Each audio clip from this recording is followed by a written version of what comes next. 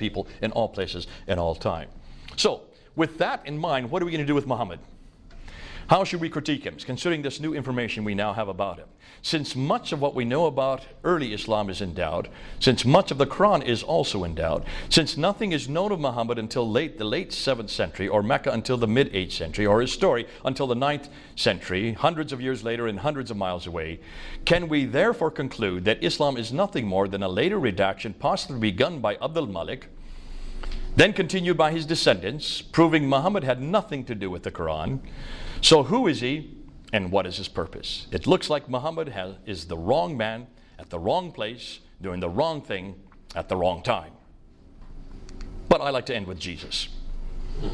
How should we critique Jesus? Using the same historical criteria we use for Muhammad. We know where Jesus was born, Bethlehem.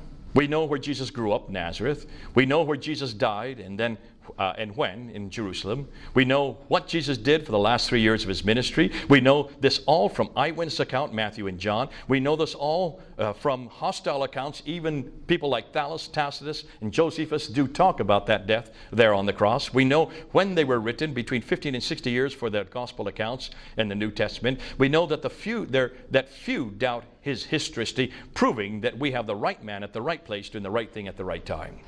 Hallelujah. Like with like. So, where to from here? We must confront Islam's historical foundations. I don't think we have any other choice but to. More than that, we must challenge Muhammad in the Quran. This material is too damaging and too important. Yes, it is controversial. Yes, it is confrontational. We must demand that the same of all books, not just the Quran, not just the Bible, the Upanishads, the Vedas, the Bhagavad Gita, the Book of Mormon, all have to go through this same test that I've just given to Islam.